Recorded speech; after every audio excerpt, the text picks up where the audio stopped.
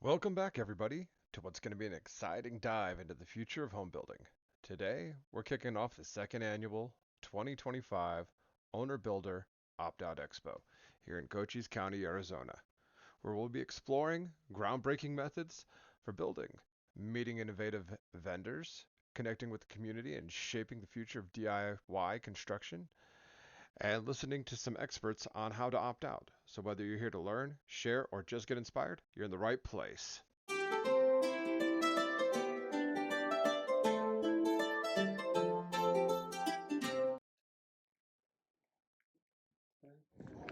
So I'm here at the second annual Owner Builder Opt-Out Expo. Owner Builder Opt-Out, the Opt-Out Expo, I call it. We are having a meeting here where a lot of people have showed up, and there's a lot of vendors, a lot of different builders, and a lot of people coming to learn, and they're just talking. And at 10 o'clock, we're going to have one formal presentation by Robert Kirchman, who used to work for the county, describing all of this necessary to get the owner builder opt-out up and working and that kind of stuff. And what are the prospects for buying land out here right now? Well, I wish we had more inventory, to be honest. There's not as many. You see all this land, when you look on the tax roll, you're like, what are all these people doing with this vacant land? I wish I'd sell it to people who want to do something with it. But other than that, it's selling. You know, talking to the county folks, they were telling me this county's losing population. If you look in there, all those people, those are people that have come to this county for the opt-out. So it's not because of the opt-out where we're losing, but opt-out's bringing people to this county. And it's one of the few things that is bringing people to this county. What else is there in this county? Yeah. What's your favorite thing about the opt-out? You'll be able to have freedom and build as you like, you know. The alternative building styles? Freedom. Freedom. I'm just screaming like, freedom! Freedom! Yeah. Well, thanks a lot. And I'm going to go ahead and head on inside. Thanks, Mike. Hey, thanks a lot. Appreciate what you do, buddy. All right. Thank you.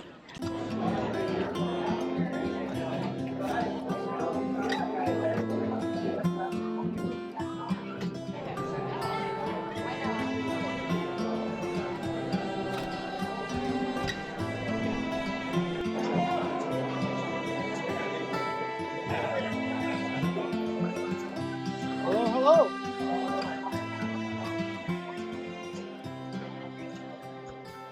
Welcome to the virtual tour here. All right. Tell me who you are. Tell me what you're doing. Well, my name is Zach Jones. I run Skyline Mushrooms. This is my little spread here. I'm up in Sunsites. I am on Facebook, but anyway. So I grow mushrooms from spore to fork. I grow everything. I grow fresh mushrooms. I dry mushrooms, grind them into seasoning, make mushroom jerky, spicy, sweet. I do mycelium on grain so that we can turn it into gluten-free mushroom fermented flour. And you can turn all of your baking goods into mushroom supplements. What else do I got? Medicinals, fresh mushrooms, mushrooms from the Chiricahua. These are the Chiricahua's lion's mane right here. The strain came from the Chiricahuas. It's local medicine. Awesome. And what brought you out to Cochise County? Well, I had a friend here, and I was looking for land, and the land was inexpensive, especially 14 years ago. And so I bought a little spot so I could have my own little desert rat hideout. Awesome. And then I wanted to grow some mushrooms because we needed some fresh food around here. And yeah, the rest is history. So now I run a mushroom farm. I'm a permaculture designer. I'm a professional geologist and trying to build my opt-out home, you know, those kind of things all at once. Awesome. Living the dream. Living the dream. All right. Well, thanks for coming out to the opt-out today. Yeah, thanks, Mike. All right. Jim and Jessica from our Self-Reliant Life, formerly known as the Green Dream Project. Let us know what you like about off-gridding here in Cochise County and what you like about the opt-out. Well, I enjoy the freedom to kind of be able to build how we want to build. You know, it's much more energy efficient than your conventional builds, and you know, just that creative freedom. Awesome. All right. Hey, thank you guys for being an inspiration out here to everybody else and letting people know what they can do and bringing people out to the county to help grow everything else. And love having you out here. Absolutely. Thank you so much. Thank you. Hi there, I'm Don, and my YouTube channel is Affordable Desert Living. And essentially, it's all about it being a senior and being an active old guy, but the opportunities to live affordably here in Cochise County, which is an amazing thing. It really is. And so, essentially, if you're still in good health and you're able and willing and want to learn and roll up your sleeves, then the sky's the limit. And I just so appreciate being able to be out here. And essentially, my goal is to complete a 1,200 square foot home, and it's coming along great. And essentially, a little slowed down from a bit of a bad cold, but otherwise, we're going to be back and rolling up our sleeves and getting going with all that. And so essentially my goal is to create a 1,200 square foot home and just be a welcoming place where I can have friends and family come by. And I actually have a bird tour company as well called Avian Discovery Tours. And our next tour is Australia, but that won't be until 2026 actually, because I'm way too busy with house construction. And I really appreciate just all the kind folks who say hi to me, whether it's at Lowe's or at Safeway, and saying that they appreciate the videos and enjoy them. That really does my heart good. And I always appreciate folks watching. Thank you so much. All right, thank you very much for coming out to the opt-out today. Yeah, and thanks, Mike. Jonathan from Tiny Shiny Home. We're here representing Hyper Adobe Building because that's kind of what we do. So we have some bags for sale here. We've got some examples. Ashley built a really cool little mini setup. She plastered the outside. We've got some opt-out t-shirts, some stickers and stuff like that. We just, Cochise County's great. We moved here. The climate was really nice. The people are awesome. And the opt-out was really a big reason that we decided to come here so that we could build alternatively. We could experiment with these weird building types. So yeah, we really like it. All right, so this is a nice little example of 12-inch Hyper Adobe bags. Ashley laid these the other day, and then she did a rough coat plaster and kind of a final plaster on the outside. Just to show people sort of how it all works together. It's a good example. all right, fantastic. Thank you very much for coming to the expo today. All right. Thanks, All right. man. Well, I'm Mark. I'm from Bisbone Ranch. We are a fledgling YouTube channel trying to build subscribership. That's what we're doing here. I'm in the middle of building our opt-out house off-grid. We're finally out of survival mode, so now it's kind of the fun stuff. All right, what do you like about the Cochise County and the opt-outs? Lack of inspections, really. The ability to build what we want. So we're building alternative structures out here. You can build with earth or like geodesic or things that are very difficult to get approved in other places. Awesome. And your YouTube channel on here is the Bisbone Ranch? So, yep, Bisbone Ranch, just following us along with our fumbles and learning experience, trying to figure this whole thing out, how to survive off-grid. All right, hey, thanks for supporting the opt-out today. Peace, Mike. All right. All right. So this is what some other people have done for Strabo. This is C and Pat have done this, where they got their trusses, their insulation. The Canelo Project is our local resource for Strabo. They're the guys that wrote this book, and they're a huge resource. They do workshops, but they're kind of pricey. But they wrote the book, so they know what they're talking about. They also have some really good videos online with making plaster and things like that. We at RoadRunner Flats, we did an episode of Building Off the Grid, this TV show here. That's us, silly talking.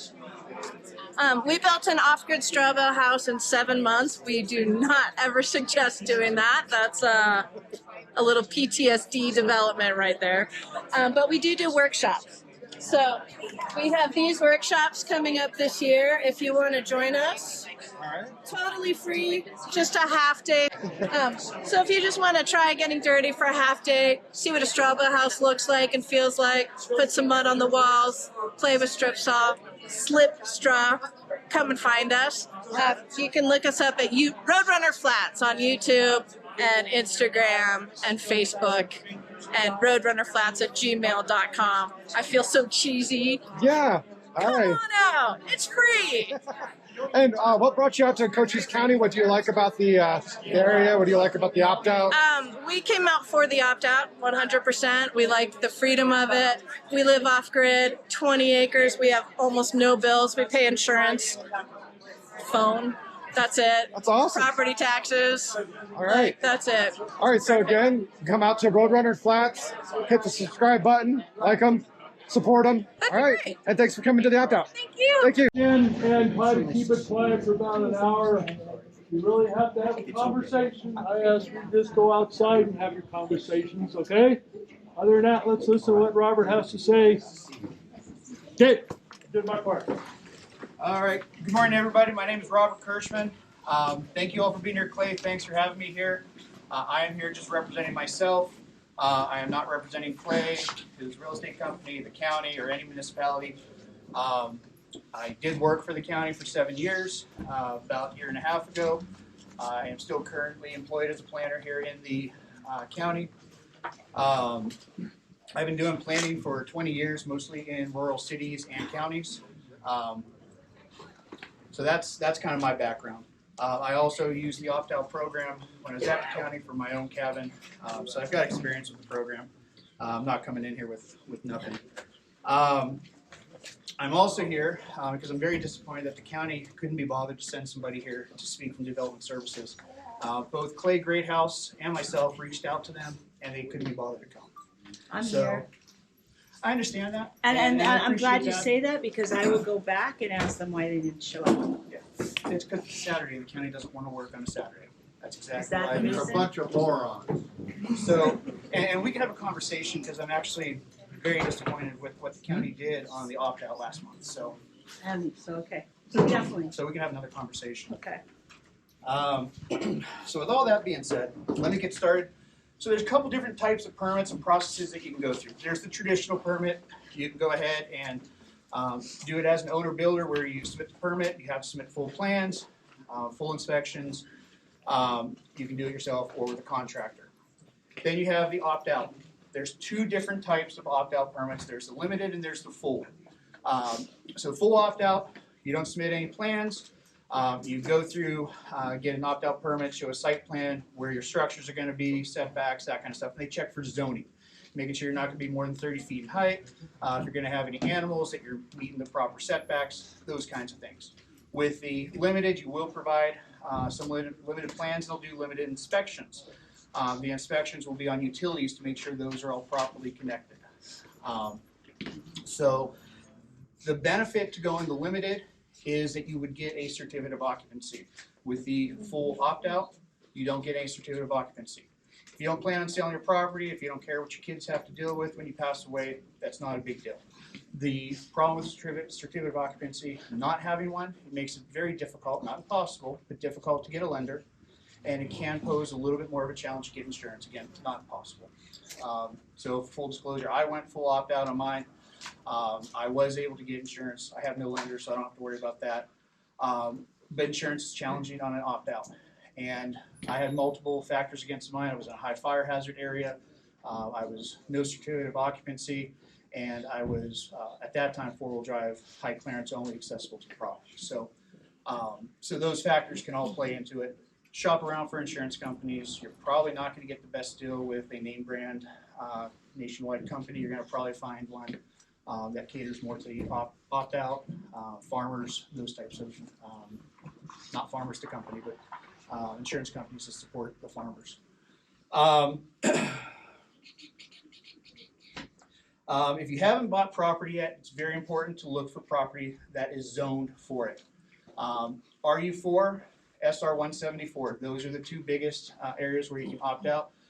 Both mean almost the same thing as far as the size, just one's 4 acres, one's 174,000 square feet. There's big difference between those two districts, and we found that out very poorly at the January Board of Supervisors meeting. The RU4 has a lot more options available to you, and it may not even be necessary for you. The RU4, the biggest hangup was manufactured homes. Well, any of us in this room, most of us are not wanting to do manufactured homes. So in the past, what the county has done is they put a condition of approval on that, stating that there would be no manufactured homes built on this property. The Development Services Department doesn't want to have to enforce those kinds of things, and so that's why they chose not to put that condition on it. So we're here to opt out. We're not here to do manufactured homes. The other things that the RU4 has to offer is you can build your detached structures first. So most of us, a lot of us, may not live right by where we are. For example, I live an hour from where my opt-out is. I'm not going to be wanting to truck my tractor, my trailer up every time. I want a garage to put it in. I want to get my well set up. I want to get my solar set up. I'm going to need to build some structures to keep all that stuff in. And that's the benefit of the RU4. At the Board of Supervisors meeting, they said you could build structures under 200 square feet because there's no permit required. That's not correct in the SR 174. That's only correct in the RU4, and it specifically states that. So, so be very careful when you're looking for zoning. The SR 174 is site built. So that's keeping you from doing the manufactured homes, which most of us here don't want to do. It also limits you. You can only have detached structures once you've built your primary house. The primary house, or sorry, the accessory structures then have to be subordinate to that primary house. So if you want to build a small house, 500 square foot house, you can't build a barn more than 499 square feet. That's not what we're doing. That's not why we want to opt out. We're here because we want to be rural. We want to have animals. We want to have freedom. We don't need to have these restrictions put on us. So keep that in mind when you're looking for zoning. It has been, I believe that's the first opt-out rezoning that has been approved, or I'm sorry, been denied by the Board of Supervisors. And we have had similar opposition in the past. So it's really disheartening to see our new Board of Supervisors and what happened. So who are the jerks on the Board of Supervisors that we can vote out? Tom Crosby. They're all new. Yeah. Well, Tom Crosby's been there, and Tom Crosby's he's been one of the bigger supporters. So I'm not sure what happened. The combination of them being new, combination of them not doing research. It's not hard to pull up a past meeting, and you can see how the process works because the meeting wasn't even run like a normal meeting would. Part of it's on staff for not ensuring that the process was run the appropriate way, where the applicant speaks first, the public goes, and then the applicant gets rebuttal. So they also didn't know when to open and close public hearings. There's lots of issues that staff should have. That's not why we're here. So I apologize for going down that road. A couple other things. Opt-out doesn't allow you to sell or rent for a year, which most of us aren't doing that anyways. We're doing it because we want it. If you're in the Sierra Vista sub-watershed area, you are required to have water conservation measures. So keep that in mind if you're looking in the Hereford area. Check with the county, find out exactly what their regulations are on that. I think you have to have low flow fixtures, high efficiency water heaters, that kind of stuff. And then they will do inspections on those. So even though generally with the opt-out, they're not going to inspect, they will for the water.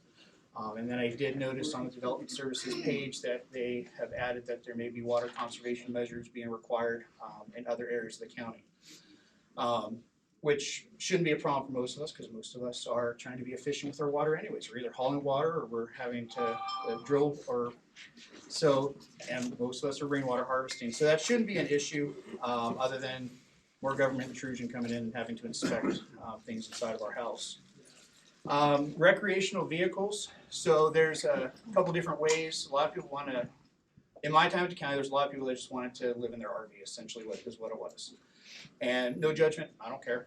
But there are rules in place to do that. And there's no place in Cochise County that you can live or camp inside of an RV outside of an RV park. The exceptions would be Portland State Land, BLM, that kind of stuff. But if you have a single family residence built where there's opt-out, full inspection, you can stay in that RV. You can have somebody stay there for up to 14 days. They leave, they can come back. You can get a temporary use permit through the county, which would be, I don't remember how much it is now, but would allow you to stay for up to 6 months. Nobody staying there for 6 months, they can come back. So kind of for the winter visitors, they can come and stay or family if they want to come down for the winter. You can also get a temporary use permit to stay in an RV while you're doing construction. So as long as you've got the active permit, you're showing that you're making progress on it, that temporary use permit will continue with your building permit. But you need the house built to have the temporary use permit for No, 6 months? you have to get a permit at the same time. You get the permit for the house, the septic, So and RV all at the same time. So there's no staying in your RV unless there's a house present. Correct. Gotcha. Or a permit to build that house. Gotcha.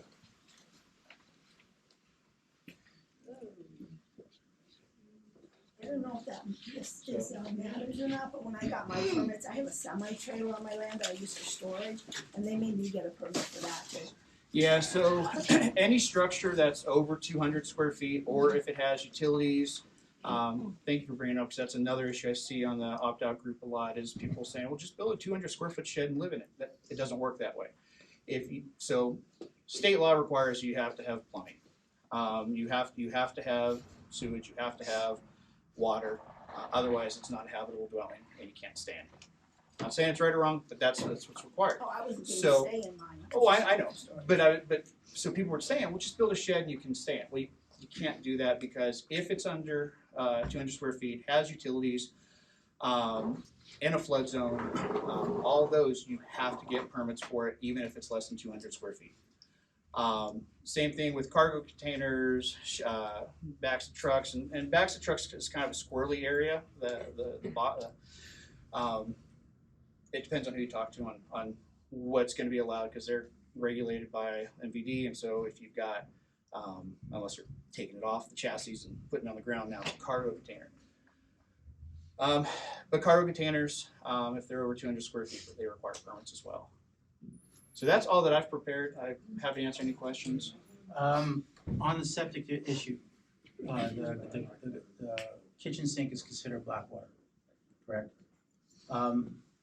If our land is riddled with rock, is the vault and hall system still viable to use? So that I would suggest that you talk to Mike McGee with Environmental Health. Yeah. My understanding is that yes, it is still allowed. Okay. Yeah, it's still a viable option. Thank you. And so for those that don't know, that is Zach Smith. Most of you probably know him. He's probably done septic work for you guys. So I heard a rumor that the county was getting rid of the use of the 3-barrel compost toilet thing. Is that true, or are we still allowed to do that? So as I stated, I haven't been with the county for about a year and a half. When I was there, my understanding, Zach might be able to chime in here, is that they had gotten rid of that. You had to have at least a 200-gallon septic tank now? No. Do you know? No. It's still a little hazy to me on what the code says, that although we have to design the composting systems as though gray water is going in there, you still are allowed to use the minimum interceptor size, which would be 42 gallons on a 1-bedroom house. Okay. The leach fields now, where that affects that is the leach fields would be designed as though the gray water is going in there, if that makes sense. It's still a little hazy to me. I was talking to Mike McGee about it the other day, trying to get some clarity. But he assured me that the minimum would be on a 1-bedroom house is the 42-gallon interceptor. Yes. On one of the pamphlets there, it said something about, with one of the amendments to the opt-out, that if it's significantly rural and a few other conditions, the county may allow you to opt out. So is it still at the discretion of the county whether it's going to be allowed or not? No, my understanding is as long as you've got the RU4 and you've got the zone, at least 4 acres, then yes, you can opt out. Okay.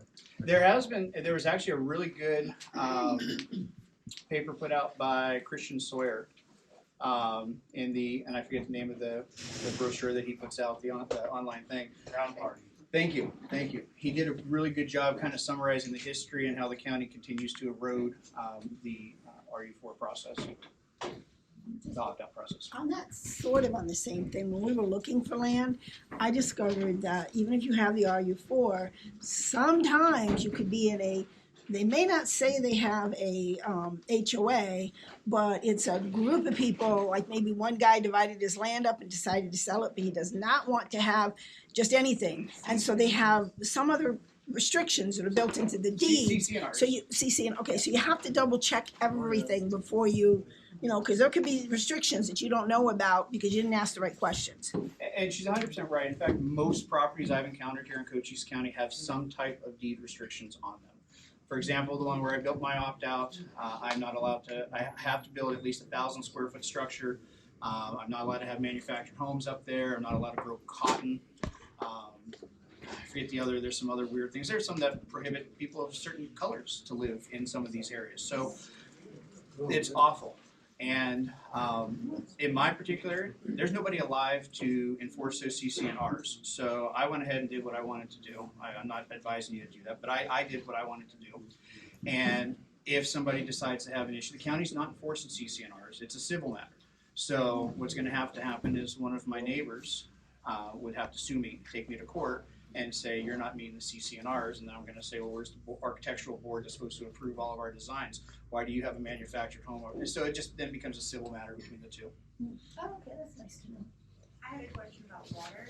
If we're getting water tanks, is there a certain amount of gallons before you need a permit for them? There is, and it's in the zoning regulations. I want to say it's a 5,000 gallon tank, but there's also dimensions as far as the ratio for height to width. Yeah, we'd have to look in the zoning regulations, but it's in there. What if you have multiple 4,000 gallon? I don't believe it specifies that. I think it just says if you've got a certain ratio that you need to. But again, double check the regulations. If you go for a full opt-out and you decide to get inspections for your electric, your water, your sewer, and all of that stuff to maybe help you sell the property later, do you have any input on that? So you would need to choose the limited inspection option when you submit your permit, because you have to provide plans. They need to see where the electric's being run, where the plumbing's being run, so you would have to submit at the beginning. The only option I could think of if you wanted to change after you already built it would be to go to the county and say you wanted to change, but then you're going to have to rip off your drywall, dig up your pipe. You know, they're going to have to be able to inspect that. So the best bet is to make your decision before you submit. So, okay, so then it's either a limited or full opt-out. Yeah. So just, sorry, so I specifically asked that question. I was interested in trying to finance it once I build. And I was told that you can't, if you've opted out, you can't ever get an occupancy permit without hiring your own private inspector that may or may not agree to anything, but the county definitely will not do any inspections if you opted out. Well, that's what I'm saying. There's two different opt-outs. So you can do a full opt-out where you don't submit any plans to them other than your site plan. And then there's the limited where you do submit plans and you show where your electric's being run, your plumbing's being run, etc. And they will go out and do those inspections. And once they give those inspections and you get a final, then you would get a certificate of occupancy. But you have to choose the limited. You have to get those inspections. Otherwise, yeah, they won't do it. In 2019, I did the limited opt-out and had the inspections done on a tiny home that I built. And then afterwards, I went ahead and did a full opt-out after they closed everything out and said, these are all the alternative buildings I'm going to build on my property. Okay. And they went ahead and did that. So I got the certificate of occupancy, so I got the best of both worlds on that. Yes. Another question, sorry. So I just got property. I'm not planning on living in it for a while. Am I able to just get the main opt-out and then do the septic later because I'm not living on it yet? You have to have septic either first or in conjunction with. Septic installed or a permit? You at least have to have your permit pulled at the same time for both. Okay. Okay, but it doesn't have to be installed yet. No. Okay. There's So a it's time good. limit. There's a time limit. No. There's a time limit. Yeah, there are time limits on the permits. I believe it's 6 months for the permits. Yeah. A question about accessory dwelling units. So for example, with a 1,200 square foot home that's under opt-out, can you turn around after that, the county has signed off on that, in 5 years and do an accessory dwelling unit also as an opt-out? In 5 years, I believe you could, but a lot of people are trying to do it right off the bat and they won't because it's considered a dwelling. Right, thank you. Now, what I would suggest, I mean, depending on what your plan is, what your use is for it, is to do like a casita or like a wet bar type stuff, game room, call it a game room. Right. And then you set it up with your bedrooms, your bathroom, whatever you need in there, no kitchen. Or you leave an open space that later on you can convert it. Because it's that kitchen that now is going to constitute it as a dwelling unit. Okay, so as long as there's no kitchen, so for example, what I'm hearing, it sounds like like a glorified shop essentially, or something to that effect. And there's nothing stopping you from having a game room. And I should go back because I said bedrooms. Unless they've changed the definition, detached bedrooms are also considered an accessory unit without that kitchen. So you don't want to set up as a bedroom. You can have an office back there. You can have game room. You can have that kind of stuff, but don't have bedrooms. And so once you put that closet in there, it's making it a bedroom. Right. So thank you. So then essentially, it's an accessory dwelling unit, sort of, but not really. Right. Yeah. You technically can't be sleeping in it, living in it. And so finally, at that point, you don't need, you're not going to use an opt-out permit for that little building, A. B, you're not going to need a traditional permitting scenario for an accessory dwelling unit either, if I have that correct. So what you could do is, if you wanted to have that game room, just apply for your permit for the house with the opt-out, and then on your opt-out, you do get a accessory structure. So you would apply for that game room or that shop or whatever it is, all in the same permit. They will issue you separate permits for each one, and that's in case one gets finished before the other. They can sign off on that one. Because we would get that a lot, is you get somebody that just wanted to build, a shop or something, never had any intentions to build the house, but we can at least make sure that shop has been final. We've got it in our system. So yeah, that's an option. Thanks. And final question, I promise, is that so if you already have your opt-out permit and it's designed, it says you're doing a 1,200 square foot home, and that's been there for years, can you then say, hey, look, we're going to do this building as well, and then do a separate, a heads up to the county on that, instead of right at the beginning, several years later? Yeah, my understanding is as long as you allow 5 years to lapse, you'll be fine. Okay. The other thing to keep in mind too is with the opt-out, you cannot have it in a LLC, corporation, anything like that. It has to be owned by you privately. There were even issues with them being held in trust. I think there was one that we were able to approve because they provided a document saying that they were the only person on the trust. So just keep that in mind for the opt-out. So 5 years is the magic number to be concerned about. Thank you. So you have to show where it's going to be built? Yeah, so you have a site, you provide a site plan, regardless of where you go, you have a site plan. And you're gonna show approximately where your house is gonna go, where your solar is gonna go, etc. Well, septic. Yes. Were you finished? I'm sorry. Yeah. Just to recap on a previous topic, are we allowed to build a shop or a storage building? Depends on what your zoning is. So It's RU4. So if you have RU4, then yes, and you can build that before your house. You just gotta get permits for it, or your opt-out permit for it. So get the opt-out permit first, then do your shop or your storage. You could do it however you want. So the RU4 is much more free than the SR. So Okay. you have the RU4, you can submit a permit to build your house, you can submit a permit to build your shop, you can build a 200, less than 200 square foot okay. shed, no permits. You can do all that under the RU4. So permit each topic. I'm sorry? Permit each topic. Yeah. Like the shop or whatever first. And you can do it, you can submit all at the same time. And so that's what I recommend, just easier. Submit your septic, your solar, your house, and your shop all at the same time. They're gonna give you separate permits for all of it. And as long as you're making progress going down the road, then you can keep the permits. Okay, thank you. Prior to getting a certificate of occupancy, is there a workaround? Anyone know a workaround to getting mail at that address to the post office? It used to be as long as you had a permit on file, and once your permit is approved, you get an address. And the reason for that, and if it's not being like that, then that's something that the people need to take up with the county, because as soon as you have a permit issued, they should be letting rural addressing know, hey, we have a permit out at this location, so if you have an emergency, rural 911 can find you. Okay. You'll get an address. I just had that happen. But with the You'll get an address, address. The post office will not deliver to you until you have sticks and bricks of some sort that you are physically living in. Your RV is not going to count. They will not deliver mail. I've been through it. So, yeah, but there's other issues than just mail. I'm with the VA, and they won't even transfer my VA to Arizona until that location can be found on their Google search. Yeah. That's a tricky one, because Google, they used to take people through a wash to get to my house. Right. Google's not good in these rural areas. So I don't know how to tell you to fix that. I know on the opt-out group, somebody was able to reach out to somebody at Google and get their directions changed. So I'll help you out with that. So I saw I'll that. get with So you later. I'll help that you. may be something you guys want to talk about. See how you can figure that one out. And the only other option, I guess, is a post office box at that point. But I don't know if that's going to. I know. I mean, you get mail there. In the back. It's kind of a few questions ago. It's kind of about that. If you've done the RU4, you own the property personally, you built the building, and you're done with your stuff, can you then put it in a revocable living trust or LLC after you're done with all your stuff? Once the county signs off on it, I don't see why that would. Because we were actually thinking about doing that with ours, so I don't see why you couldn't.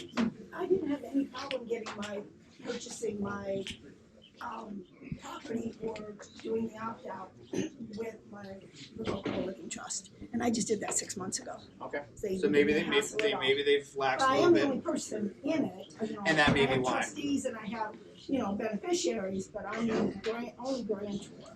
So my suggestion would be to talk to Debbie Lee at the county regarding the trust. She's probably the most knowledgeable down there, and she'll be the most friendly.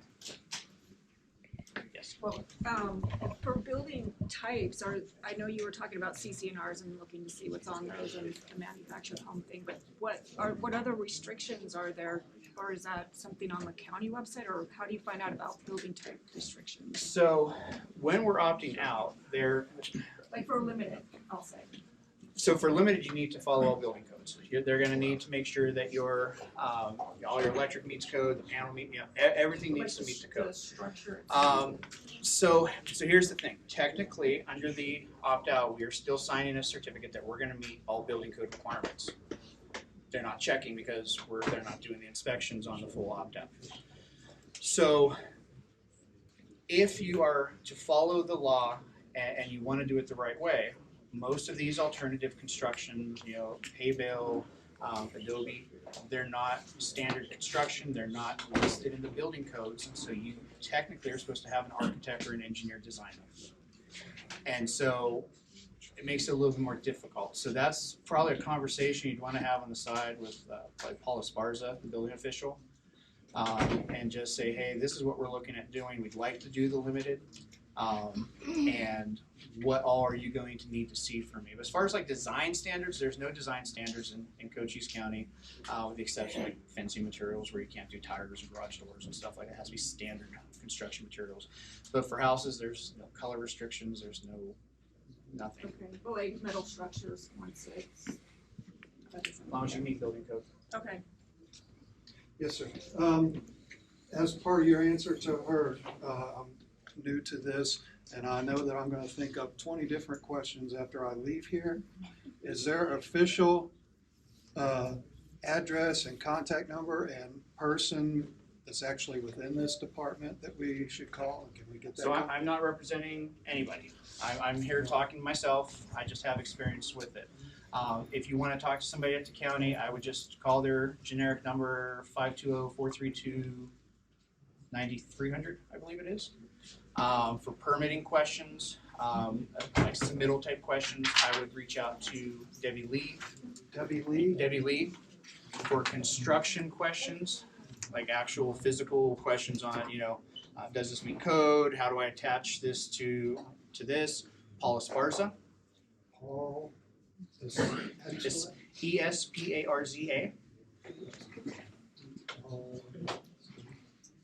For building.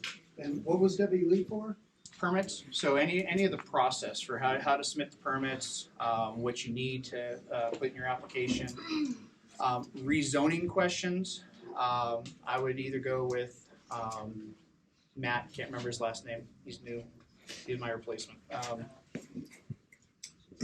Jeff, are you still in here? Jeff Thede? What's Matt's last name? Taylor. Matt Taylor. Thank you. Or Christine McLaughlin. What's the physical location of this office? Melody Lane, Bisbee. 1415 Melody Lane, Bisbee. 1415 Melody Lane. Melody? Yep. It's off Highway 92. It's a big county complex down there where the board meets. And Development Services Office is, when you park boards on the right, they're right next door to it. Do they get upset if you just physically go there and ask them No. questions? No, Yeah, but they're I, pretty good about it. I always suggest calling first Well, I because would, it's limited staffing. So if somebody is sick or they've got a day off and the right person's not there to talk to, I wouldn't want to drive an hour down there. Or at Yes. Yeah. You know, if you want to do like pressed earth or other types of adobe. Folks, I'm hard of hearing. Can we keep the volume down or go outside?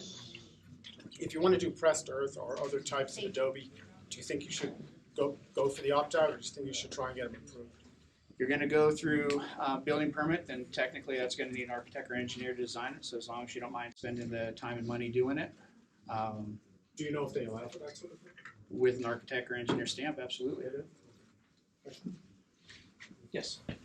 So, Robert, I know most of us in the opt-out community are familiar with the idea that a septic tank is for our gray water. So can you talk a little bit on the permittable alternative systems for body waste, like composting toilets and things that you know of are permitted? And as a follow-up, can you speak on what you think the likelihood is that the bill passes that allows us to not have a septic tank anymore? Because I know it failed by one vote last year and they're trying again this year. Yeah. So I didn't deal too much with septic tanks because that was the health department side of things. That was not so much mine. You know, gray water is great because you know you can water your trees, you can keep it for storage, you can clean it and recycle it. There's great toilets out there right now that you can just take the sink water and put it into the toilet, or they're one unit. So there's a lot of good options. As far as whether it's going to pass, I have no idea because I am just so disgusted in every elected official from local to federal that I have no faith in the entire system, to be honest. Fair enough. But do they approve of other alternative systems? And do you know which ones? Like, I know they approve of composting, There's certain ones that the state have signed off on that the building and safety and environmental health will, and there's an incinerator toilet that was included in there. Mike McGee is the expert on that I would reach out to. Okay. But yeah, incinerator toilets were allowed. There are certain composting toilets. He would always urge against the composting toilets because most people that put them in, and I don't know, maybe somebody has difference, but most of the people that would put them in after changing the shavings a couple times, they just got sick of doing it. Or if they wanted to go and sell the property, nobody wanted it. And so they ended up changing out the fixtures anyway. So I don't know. I don't have any experience with the compost toilets. So does anybody have any experience with the compost toilet they want to talk about? I'd love to hear.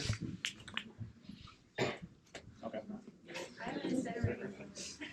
How does that work for you? Do you? It just needs vented out really well. It does take high electricity, about 2,000 watts. Wow.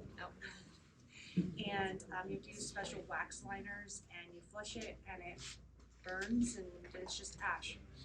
How about a hole? Yeah. So I talked to Mike McGee because there is a way to do outhouses. I'll tell you what he told me. He doesn't care where it goes as long as it does. The poop don't land on the ground. Yeah, at least there used to be. You could actually do like what you have at BLM and forest lands where you have the pit toilets and they can get sucked out. There are options available for those, and sometimes you have to do those when you're in an area of rock because even an alternative septic system is not going to work. It's almost like the Bolton Hall. Yeah. Yeah. Okay. So I have one composting toilet, and it's used to make human manure.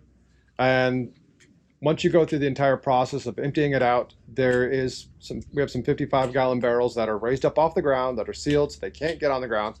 But they have tubes that go inside of them to aerate them and holes. And once they're in there, they don't smell anymore. And it takes about 2 years for it to fully break down into something that's usable in the garden. Have you used it in the garden yet? I have not used one in the garden yet. I have one that's about to come up, coming up this before monsoon. So. Okay. I'm curious to see how it works. So, but otherwise, a friend of ours, Kenny, has it, and he can just reach his hand in there and he grabs it, and you can pick it up, and it crumbles like dirt. You wouldn't know any different. I can't see it, but I can put my hand in there, and it feels just like dirt. It smells like dirt. You put it up to your face, it smells just like good dirt. A lot of trust in him. So I don't don't know if you would actually know this or about to contact Debbie, but I bought a chunk of my friend's land. It's just under 6 acres. But when I was looking at the permit, I don't have a parcel number for my chunk, just the big chunk. So how would I go about with the county? Do I give them the main number and tell them that I bought a chunk, or how does that work? So no, so if you bought just a portion of the property, you're supposed to go through the minor land division process, which means you gotta hire a licensed surveyor. Which has been done. Okay, so did they present that to the county for approval? Yeah, so it's already been, the surveyor went through, I have like the boundaries and everything, but there's no specific parcel number for that chunk. It hasn't even been recorded yet. I bought it in December. It's still under somebody else's land name and not under my friend on the website. So you can't apply for an opt-out yet. So what you need to do is you need to take that survey, you need to fill out the minor land division application online. That would be a Matthew Taylor, Christine McLaughlin question. And yeah, you submit your minor land division application as long as it's got the survey in there and everything matches up, the legals. Then they'll approve it, and then the assessor can approve and the recorder record. Okay, because I was wondering about that. And it can take a little bit of time. I don't know what their timeline is right now, but I will tell you that the squeaky wheel gets the grease. Oh yeah. So call once a week and get an update. Yes. They're very behind. I had a similar problem when I bought my land because it had been divided, and the assessor's office was super slow. Yeah. Oh, yeah. And I was like, look, I need to get my permits, and they did push it through. Yeah. But he's like overloaded. Yeah. They're looking for somebody to help him, then I applied for the job. I guess they just want to advertise that they have somebody, that they need somebody, but they don't want to hire somebody. Well, the biggest problem that I encountered was that they only have one cartographer at the county in the assessor's office, and so she's the only one that can redraw the maps and update the assessor maps. And so if she gets sick, if she's on vacation, there's nobody to fill in for her, and so that's how backlog can be created. Because my understanding is, at least at that time, there was nobody else that could do Yeah, there's one guy jobs she did. too that does the recording, and Yeah. so yeah, there's like not enough people that can do that.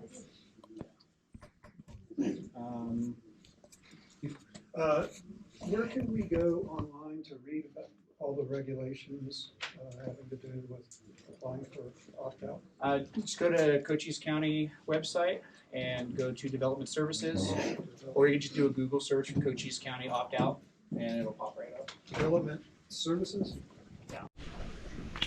Make sure your site plan's readable. I have literally gotten site plans on napkins. I've gotten site plans that were so bad I just drew it for them, and I don't think there's anybody at the county that will do that for you now. So make sure your site plan's legible.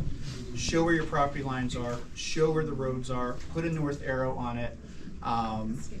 Show everything that's out there that you want to do. So I'm just going to go through my site plan. I had easements on 3 sides. I called out the easements. I even went, but I do this every day, so I know where to go. I put, the docket number for each of the easements that were on there so that there was no questions for the county to ask about. Showed where my well was, where the old well was, the house is going to be torn down, where the cabin's going, my well, my septic. I showed it all on one site plan.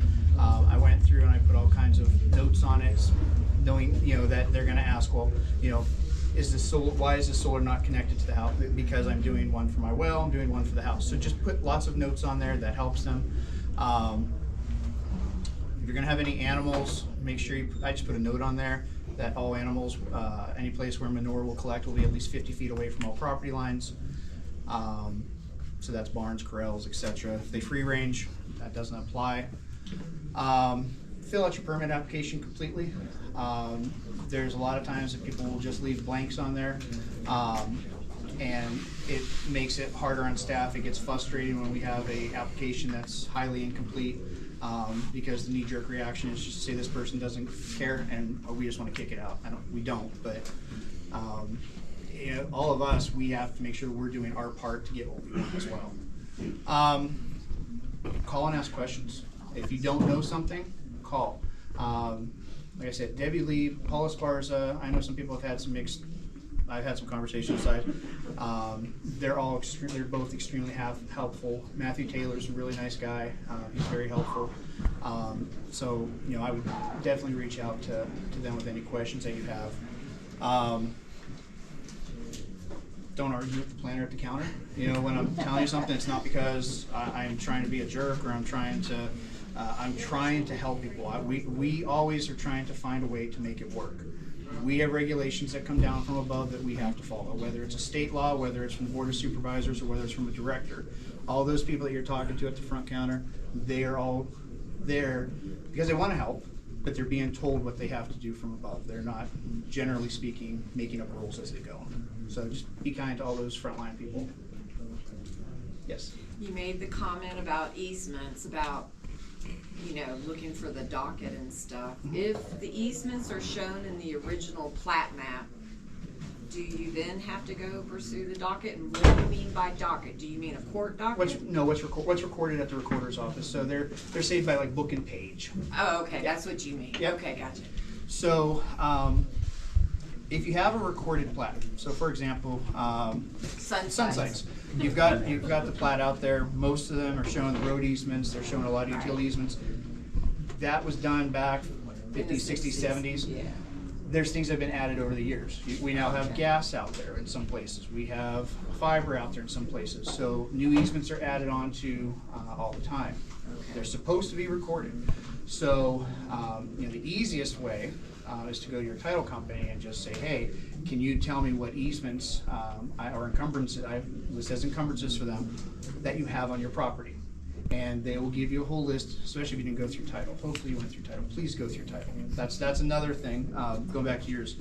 When you're purchasing a property, don't show up down in Bisbee and give somebody $300 and just get the deed, because you're not, if you don't go through title, and I'm not with a title company, but if you don't go through title, unless you're extremely smart, you could miss things. There's a lot of times there and back taxes that you may not even know. They could have mechanics liens on them. They could have builder liens. You have no idea what's on there unless you go through title. You may have mining claims over top of that property. So go through title so that you at least have a full picture of what you're doing. But those easements should be recorded, correct? They should so be. If you were using the recorder's database and you were searching by block and lot and subdivision, would they come up? They should. They but, should. But the That's recorders, in my opinion, the recorder's search is horrible. Okay. And it has missed things that I've looked for my properties before. Okay. I would just call I'll do my search first. I do my work first. But then I call the recorders and say, this is what I found. What else do you have out there? But as long as you know your lot, your dock, your block, and your subdivision, that's the information they need. Yeah, so the recorders is going to go by, most of the time you go by your parcel number, but the recorder's office goes by section, township range. Right, gotcha.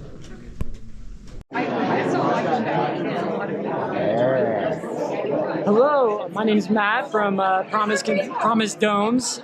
We build foam domes using construction grade roofing foam that is built out of conduit for the frame. And we are here in Cochise County building domes. All right, what are some of the benefits of living in a dome? One, the cool factor, for sure. You get a lot of points for living in a dome just because it's unique and very different. They're extremely efficient, extremely strong. In high wind areas, they're really, really great because there's no hard edges for the wind to catch on. They're lightweight. They're really, really strong. I think I said that already, but emphasis on the strong. And they're just really fun and unique to live in. What about the insulation value? The insulation value is insane. We use closed cell roofing grade foam. You can't really compare foam to traditional bats insulation, but R40 is about where you land after we've completed the whole structure. Fantastic. And what about Cochise County and the opt-out? Is it that draws you here? Yeah, definitely the freedom to do whatever you want for the most part, and getting away from all the red tape and having fun with your build and doing whatever you want to do on your property. All right, fantastic. Hey, thanks for coming out to the expo today. Thank you. All right. And again, that's Promise Constructions. And there's the domes. All right.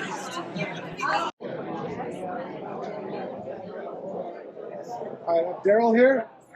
Derryl? Hi. All right, so what do you enjoy about Cochise County, the off-grid, the opt-out, and what services are you providing in this area? So I love the weather here. Weather's great. The people are awesome.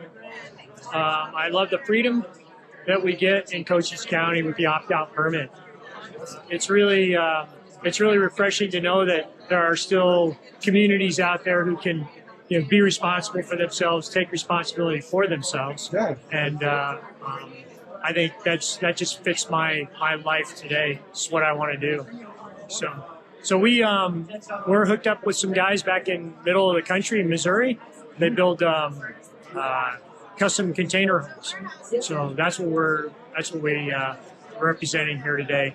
So we got some brochures here, and we got some contact information. And if you're into something like this, a container home, they're awesome. They're strong. They're great for wind. It's not like finishing out the entire thing, or providing shells, or both, or we can provide shells. That would be more of a custom thing, but we have several plans that are already finished, and we do finish out the whole thing. And they're also you can use them in an off-grid for an off-grid and opt-out, or you can have it permitted, and they'll be off-grid or on-grid, however you want to do it. Sounds great. Let me get a picture of your stuff. Okay. Yeah. All right, thank you very much for coming out here today. Appreciate it. Thanks. Start with this.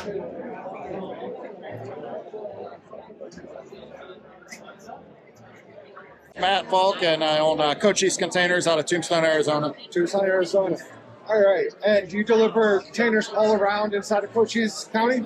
Yeah, all of any pricing that you see from me will include a delivery to Cochise, Pima, and Santa Cruz counties. And I can deliver outside that area, but that's the main area I focus on is here where I live, basically in Tombstone. Fantastic. What's some of the things that you like most about the alternative building styles and the opt-outs? Freedom, really.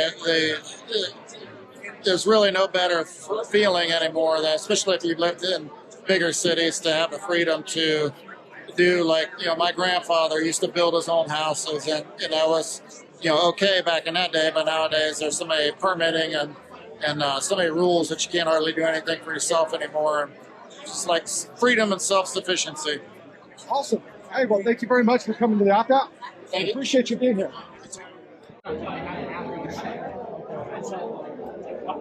All right. Good morning. My name is Joshua. I'm the second generation owner of Lighthouse Electric and Solar. We're based right here in Cochise County, and it's our community. We love serving our community. We help people from doing solar repair and electrical work all the way from grid tie systems and off-grid systems. We do design, implementation, consultation, trainings, just kind of anything people have questions about. And we just love helping people out, making their off-grid opt-out dreams a reality. What do you enjoy most about Cochise County and or the opt-outs? I love the diversity that it brings to our community, the people that I get to meet through it, from people who have doctorates to people who've made patented different things, and just lots of different experiences from all over the world that come over here, and it just really draws a really cool group of people to our area. Awesome. Well, thank you for coming to the opt-out. Absolutely. Thank you. Great time pass. Hi, this is Jacob with Simmons Fluid Solutions. So what type of services do you provide in Cochise County? Exactly. They primarily do potable water hauling, and then also a licensed commercial residential plumber. Yes, you're welcome. What is some of the things that you really enjoy about Cochise County, the opt-out, and then the alternative buildings? Sure, just the quiet peacefulness of the countryside, the rural living, and then just kind of the alternative lifestyle surrounding the opt-out is pretty neat to see.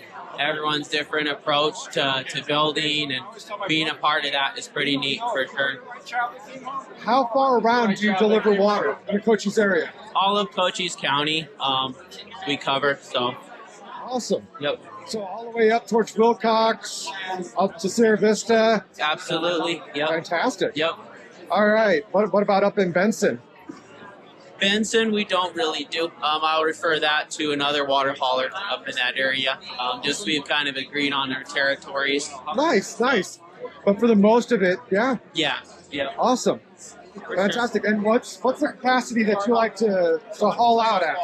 Sure, so we have 3 sizes of deliveries. We do 1,000, 2,000, or 4,500. And beyond that, if you're getting more like to fill a pool, we can talk about like bulk rates for even more discount depending on your location and everything. It's 1,000, 2,000, and 4,500. Fantastic. Well, it's a great service for here, and thanks for coming to the Opt-Out. Absolutely, Mike. All right. Yes, sir. All right. Well, I'm Penni. I'm with Tierra Antigua Realty, and I live in Portal, Arizona. And I am here to connect with neighbors and owner builders and promote my conference coming up in March. Your conference. Tell us a little bit about your conference in March. So our conference is called Southwest Alternative Building Conference, and there'll be a bunch of speakers talking about their owner builder experiences. So we should have at least 8 people. There's going to be an outdoor market, and we're hoping to make a weekend of it. Fantastic. What do you like most about the Cochise County area and the building opt-outs? I love that people are following their dreams and shifting their life. It's really wonderful to see. Everybody's story is so different, and I'm very envious and really, really respect how much work and effort goes into building your own home and living off the land. Fantastic. Do you have some of the information here for the your conference and your information? All right. Yeah. Go ahead and take a picture of that. Sure. Bye-bye. All right, we'll pause that right there. And you have information on yourself as well. I do. I'll show you my business card. Business card. All right. Put it right here. Right here. You got it?